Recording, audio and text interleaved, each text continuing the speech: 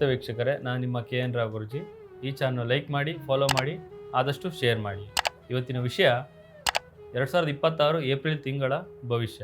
ಅದರಲ್ಲಿ ಮೀನರಾಶಿ. ಮೀನರಾಶಿಯ ಗ್ರಹಗತಿಗಳು ಹೇಗಿರುತ್ತೆ, ಫಲಾನುಫಲ ಹೇಗಿರುತ್ತೆ, ಗೋಚಾರ ಫಲ ಹೇಗಿರುತ್ತೆ, ಅದನ್ನು ನಿಮಗೆ ತಿಳಿಸ್ಕೊಡ್ತೀನಿ. ಮೊದಲನೇದಾಗಿ ಗ್ರಹಗತಿಗಳು ಹೇಗಿರುತ್ತಪ್ಪ ಅಂತಂದರೆ, ನಿಮ್ಮ ರಾಶ್ಯಾಧಿಪತಿ ಗುರು 3ನೇ ಸ್ಥಾನದಲ್ಲಿ ಇರೋದರಿಂದ ನಿಮ್ಮ ಪ್ರಯತ್ನಗಳಿಗೆ ಬಲ ದೊರಕ್ತಾ ಹೋಗುತ್ತೆ. ಮತ್ತು ಸೂರ್ಯ ಏಪ್ರಿಲ್ 14ರಿಂದ 2ನೇ ಮನೆಯಲ್ಲಿ ಉಚ್ಚನಾಗಿರುತ್ತಾನೆ. ಇದು ಆಕಸ್ಮಿಕ ಧನಲಾಭ ಮತ್ತು ಕುಟುಂಬದಲ್ಲಿ ಗೌರವ ಬರ್ತಾ ಹೋಗುತ್ತೆ. ಮತ್ತು ಶನಿ ನಿಮ್ಮ ರಾಶಿಯಲ್ಲಿ ಶನಿ ಇರೋದರಿಂದ ಜವಾಬ್ದಾರಿಗಳು ಹೆಚ್ಚಾಗ್ತಾ ಹೋಗುತ್ತೆ ಮತ್ತು ಮಾನಸಿಕ ಚಿಂತೆಗಳು ಜಾಸ್ತಿ ಆಗ್ತಾ ಹೋಗುತ್ತೆ. ಮತ್ತು ರಾಹು ನಿಮ್ಮ ರಾಶಿಯಲ್ಲಿ ಸಂಚರಿಸಿರೋದ್ರಿಂದ ಗೊಂದಲಗಳು ಉಂಟಾಗ್ತಾ ಹೋಗುತ್ತೆ. ಸ್ವಲ್ಪ ಎಚ್ಚರ ವಹಿಸಿ. ಇಷ್ಟು ಗ್ರಹಗತಿಗಳು. ಈಗ ಯಾವ ಕ್ಷೇತ್ರದಲ್ಲಿ ಲಾಭದಾಯಕ ಆಗುತ್ತೆ, ಯಾವ ಕ್ಷೇತ್ರದಲ್ಲಿ ನಷ್ಟದಾಯಕ ಆಗುತ್ತೆ, ಅದನ್ನು ನಾನು ನಿಮಗೆ ತಿಳಿಸ್ಕೊಡ್ತೀನಿ.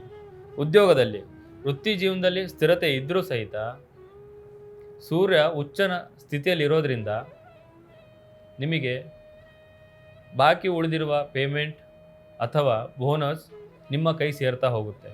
ಇಷ್ಟು ದಿನ ನೀವು ಕಾದಾಡ್ತಾ ಇರ್ತೀರಿ, ಪೇಮೆಂಟ್ ಬರಲಿಲ್ಲ ಅಂತ. ಇಷ್ಟು ದಿನ ಕೇಳ್ತಾ ಇರ್ತೀರಿ ಓನರ್ಗಳಿಗೆ ಬೋನಸ್ ಕೊಟ್ಟಿಲ್ಲ ಅಂತ.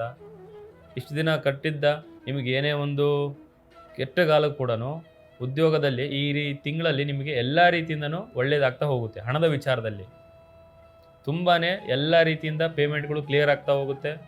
ಮಾತಿನ ಮೇಲೆ ನಿಗಾ ಇಟ್ಟು ಮಾತಾಡಬೇಕು. ಯಾಕಂತ ಹೇಳಿದ್ರೆ, ನೀವು ಕೆಲಸ ಮಾಡುತ್ತಿರುವ ಸಹೋದ್ಯೋಗಿಗಳಾಗಿರ್ಬೋದು, ಮೇಲಧಿಕಾರಿಗಳ ಹತ್ರ ಆಗಿರ್ಬೋದು, ಕುಟುಂಬದವ್ರ ಜೊತೆ ಆಗಿರ್ಬೋದು, ಯಾರ ಜೊತೆಲಾದರೂ ಸಹಿತನೂ ಮಾತಿನ ಮೇಲೆ ನಿಗಾ ಇಟ್ಟು ಮಾತಾಡಬೇಕು. ಇಲ್ಲವಾದಲ್ಲಿ ನಿಮಗೆ ಮಾತಿನಿಂದ ತೊಂದರೆ ಉಂಟಾಗ್ತಾ ಹೋಗುತ್ತೆ. ಅದರಿಂದನೇ ನಿಮಗೆ ಸ್ವಲ್ಪ ಕಷ್ಟ ಕಾರಣಗಳು ಬರ್ತಾ ಹೋಗುತ್ತೆ, ನಷ್ಟಕರ ಆಗ್ತಾ ಹೋಗುತ್ತೆ, ದುಃಖದ ವಾತಾವರಣ ಸೂಚಿಸ್ತಾ ಹೋಗುತ್ತೆ. ಸ್ವಲ್ಪ ಜಾಗರೂಕತೆಯಿಂದ ಇರಬೇಕು. ಈಗ ವ್ಯಾಪಾರದ ಬಗ್ಗೆ ನೋಡ್ತಾ ಬಂದರೆ, ವ್ಯಾಪಾರದಲ್ಲಿ ಹೂಡಿಕೆ ಮಾಡಲು ಇದು ಒಳ್ಳೆಯ ಸಮಯ.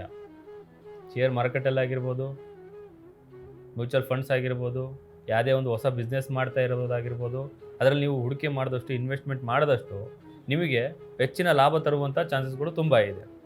ಮತ್ತು ಕುಟುಂಬದವ್ರ ಜೊತೆ ವ್ಯಾಪಾರ ವ್ಯವಸ್ಥರ ಏನು ಮಾಡ್ತಾ ಇರ್ತೀರಿ ಸಂಬಂಧಿಕರ ಜೊತೆ, ಅದರಿಂದನೂ ಕೂಡ ನಿಮಗೆ ಹೆಚ್ಚಿನ ಆದಾಯ ಬರ್ತಾ ಹೋಗುತ್ತೆ. ಇದನ್ನು ಪಾರ್ಟ್ನರ್ಶಿಪ್ಪಲ್ಲಿ ಕೂಡ ನೀವು ಮಾಡ್ತಾ ಇರ್ಬೋದು. ಇದರಿಂದನೂ ಕೂಡ ನಿಮಗೆ ಹೆಚ್ಚಿನ ಆದಾಯ ಬರ್ತಾ ಹೋಗುತ್ತೆ. ಮತ್ತು ಹಳೆಯ ಸಾಲಗಳನ್ನು ಏನು ವಸೂಲಿ ಮಾಡಿ ಹೋಗಿರ್ತೀರಿ, ಇಷ್ಟು ದಿನ ಕೊಟ್ಟಿರಲ್ಲ, ಕೊಡ್ತೀನಿ ಅಂತೇಳಿ ಹಿಂಗೆ ಕಾಡಿಸ್ತಾ ಹೋಗ್ತಾರೆ. ಈಗ ಕೊಡ್ತೀನಿ, ನಾಳೆ ಕೊಡ್ತೀನಿ, ಹಿಂಗೆ ಹೇಳ್ತಾ ಹೋಗ್ತಿರ್ತಾರಲ್ಲ. ಈ ತಿಂಗಳಲ್ಲಿ ಹಳೆಯ ಎಲ್ಲ ಸಾಲಗಳನ್ನು ಕೂಡ ವಸೂಲಿ ಮಾಡ್ತಾ ಹೋಗ್ತೀರಾ. ಈ ತಿಂಗಳು ಏಪ್ರಿಲ್ ತಿಂಗಳಲ್ಲಿ ಮೀನರಾಶಿಯವರು ಹಣಕಾಸಿನ ವ್ಯವಸ್ಥೆಯಲ್ಲಿ, ವ್ಯಾಪಾರಸ್ಥ ವ್ಯವಸ್ಥೆಯಲ್ಲಿ ತುಂಬಾ ಅನುಕೂಲಕರಾಗಿದೆ. ಈಗ ಶಿಕ್ಷಣದಲ್ಲಿ ನೋಡ್ತಾ ಹೋದರೆ, ವಿದ್ಯಾರ್ಥಿಗಳಲ್ಲಿ ಓದಿನಲ್ಲಿ ಬಹಳಷ್ಟು ಏಕಾಗ್ರತೆ ಬೇಕೇ ಬೇಕು. ಏಕಾಗ್ರತೆಯಿಂದ ಇದ್ದರೆ ಮಾತ್ರನೇ ಇವರಿಗೆ ಒಳ್ಳೆಯದಾಗ್ತಾ ಹೋಗುತ್ತೆ.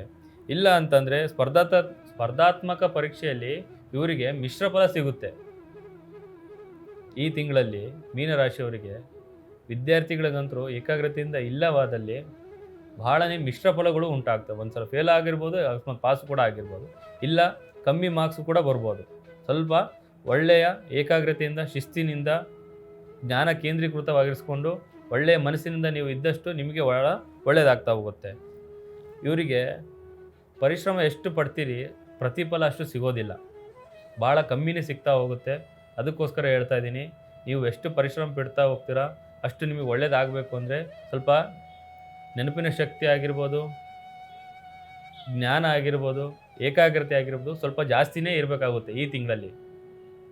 ಈಗ ಆರೋಗ್ಯದ ವಿಚಾರದಲ್ಲಿ ನೋಡ್ತಾ ಹೋದರೆ, ಸ್ವಲ್ಪ ಕಣ್ಣಿನ ಅಥವಾ ಹಲ್ಲಿನ ಸಮಸ್ಯೆಗಳು ತುಂಬಾ ಎದುರಾಗುವಂಥ ಚಾನ್ಸಸ್ಗಳು ತುಂಬ ಇದೆ.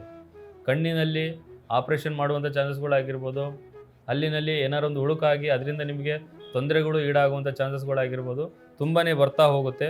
ಆಹಾರ ಪದ್ಧತಿಯಲ್ಲಿ ಸ್ವಲ್ಪ ಶಿಸ್ತಿಂದ ಇರಬೇಕು. ಸ್ವಲ್ಪ ಏನಾದರೂ ತಿನ್ನಬೇಕಂದ್ರೂ ಕೂಡ ಯೋಚನೆ ಮಾಡಿ ತಿಂದು. ಯಾಕಂತ ಹೇಳಿದ್ರೆ ಅದರಿಂದ ನಿಮಗೆ ಹಲ್ಲಿನಲ್ಲಿ ತೊಂದರೆ ಆಗ್ಬೋದು. ಸ್ವಲ್ಪ ಹೊರಗಡೆ ಹೋಗಬೇಕಾದ್ರೆ ಸ್ವಲ್ಪ ಜಾಗರೂಕತೆಯಿಂದ ಗಾಡಿಯನ್ನು ಓಡಿಸಬೇಕಾಗಿದ್ದು, ಅದರಿಂದ ನಿಮಗೆ ಕಣ್ಣಿನ ಸಮಸ್ಯೆಗಳು ಕೂಡ ಸ್ವಲ್ಪ ನಿಯಂತ್ರಣದಲ್ಲಿರುತ್ತೆ. ಮತ್ತು ಇದೆಲ್ಲ ಹೊರತುಪಡಿಸಿ ನಿಮಗೆ ಸ್ವಲ್ಪ ಮಟ್ಟಿಗೆ ಕಾಲು ನೋವು ಮತ್ತು ತಲೆನೋವು ಸಂಬಂಧಿತ ಸಮಸ್ಯೆಗಳು ಬರ್ತಾ ಹೋಗ್ಬೋದು. ಸ್ವಲ್ಪ ಜಾಗರೂಕತೆಯಿಂದ ಇರಿ. ಮತ್ತು ಪ್ರೀತಿ ಪ್ರೇಮ ವಿಚಾರದಲ್ಲಂತಂದರೂ ಸ್ವಲ್ಪ ಗಂಭೀರತೆ ಕಾಣ್ತಾ ಹೋಗುತ್ತೆ. ಯಾಕಂತ ಹೇಳಿದ್ರೆ ಇಬ್ಬರ ಮಧ್ಯೆ ಸ್ವಲ್ಪ ವೈಮನಸ್ಸು ಬರ್ತಾ ಹೋಗ್ಬೋದು. ಸ್ವಲ್ಪ ಜಾಗರೂಕತೆಯಿಂದ ಇರಿ. ಸ್ವಲ್ಪ ಸಂಗಾತಿಯೊಂದಿಗೆ ಆರ್ಥಿಕ ವಿಷಯಗಳ ಮೇಲೆ ಸ್ವಲ್ಪ ಚರ್ಚೆ ಮಾಡ್ತಾ ಹೋಗಿ. ಅದರಿಂದ ನಿಮಗೆ ಹೆಚ್ಚಿನ ಲಾಭ ಆಗುತ್ತೆ. ಯಾಕಂದರೆ ನಷ್ಟಕರವಾಗಿದ್ದು ನಿಮ್ಮ ಸಂಗಾತಿಯು ಸ್ವಲ್ಪ ಕಡಿಮೆ ಮಾಡ್ತಾ ಬರ್ತಾರೆ. ಏನಾಯಿತು ಏನು ಲೆಕ್ಕಾಚಾರದಲ್ಲಿ ವಿಚಾರದಲ್ಲಿ ನಿಮಗೆ ಎಲ್ಲನೂ ಕೂಡ ಸ್ವಲ್ಪ ಒಳಿತು ಮಾಡ್ತಾ ಬರುತ್ತೆ. ಮತ್ತು ಮದುವೆ ವಿಚಾರದಲ್ಲಿ ನೋಡ್ತಾ ಹೋದರೆ ಗುರು ಹಿರಿಯರ ಆಶೀರ್ವಾದದಿಂದ, ಗುರು ಹಿರಿಯರ ಸಮ್ಮುಖದಿಂದ ಈ ತಿಂಗಳಲ್ಲಿ ನಿಮಗೆ ಮದುವೆ ಆಗ್ತಿರಲ್ಲ ಇಷ್ಟು ದಿನ, ಮದುವೆ ಕಂಕಣ ಬಗ್ಗೆ ಕೂಡಿ ಬರ್ತಾ ಹೋಗುತ್ತೆ. ಏಪ್ರಿಲಲ್ಲಿ ಮೀನರಾಶಿಯವರಿಗೆ ಸ್ವಲ್ಪ ಗುರು ಹಿರಿಯರಿಗೆ ಸ್ವಲ್ಪ ಆಶೀರ್ವಾದ ತೊಗೊಂಡ್ಬಿಟ್ಟು ನೀವು ಮುಂದಕ್ಕೆ ಹೊರದಷ್ಟು ನಿಮಗೆ ಭಾಳ ಒಳ್ಳೆಯದಾಗ್ತಾ ಹೋಗುತ್ತೆ. ಮತ್ತು ಹಣಕಾಸಿನ ವಿಚಾರದಲ್ಲಿ ಬರ್ತಾ ಹೋದರೆ ಆರ್ಥಿಕ ಪರಿಸ್ಥಿತಿಯಲ್ಲಂತರೂ ಅತ್ಯಂತ ಬಲಶಾಲಿಯಾಗುತ್ತೆ. ಮೀನರಾಶಿಯವರು ಏಪ್ರಿಲ್ ತಿಂಗಳಲ್ಲಿ ತುಂಬಾ ಕೂಡ ಹಣಕಾಸಿನ ವ್ಯವಸ್ಥೆಯಲ್ಲಿ ಬಹಳ ಒಳ್ಳೆಯದಾಗ್ತಾ ಹೋಗುತ್ತೆ. ಮತ್ತು ಆದಾಯದ ಮೂಲಗಳು ಯಾವುದು ನಿಮ್ಗೆ ಗೊತ್ತಿಲ್ಲ ಅಂದರೂ ಕೂಡ ಅಲ್ಲಿಂದನೂ ನೀವು ದುಡ್ಡು ಬರುವಂಥ ಚಾನ್ಸಸ್ಗಳು ತುಂಬಾ ಇದೆ. ನೀವು ಶೇರ್ ಮಾರ್ಕೆಟ್ ಆಗಿರ್ಬೋದು, ರಿಯಲ್ ಎಸ್ಟೇಟ್ ಆಗಿರ್ಬೋದು, ಮತ್ತು ಬೀದಿ ಬದಿ ವ್ಯಾಪಾರ ಮಾಡ್ತಿರೋರಾಗಿರ್ಬೋದು, ಹೊಸ ಬಿಸ್ನೆಸ್ಗಳು ಮಾಡ್ತಿರೋದಾಗಿರ್ಬೋದು, ದೊಡ್ಡ ದೊಡ್ಡ ಕಂಪ್ನಿಗಳಿಗೆ ಸಪ್ಲೈಯರ್ ಆಗಿರ್ಬೋದು, ಮತ್ತು ಇನ್ನಿತರ ಏನೇ ಒಂದು ಕೆಲಸ ಮಾಡೋಕ್ಕೆ ಹೋದರೂ ಸಹಿತ ಅಲ್ಲಿ ನಿಮಗೆ ಹೆಚ್ಚಿನ ಆದಾಯ ಬರ್ತಾ ಹೋಗುತ್ತೆ. ಒಂದಕ್ಕಿಂತ 2 ಪಟ್ಟು ದುಡ್ಡು ಹಣಕಾಸಿನಲ್ಲಿ ನಿಮಗೆ ಭಾಳ ಉನ್ನತ ಸ್ಥಾನಕ್ಕೆ ಹೋಗುವಂಥ ಚಾನ್ಸಸ್ಗಳಿದೆ.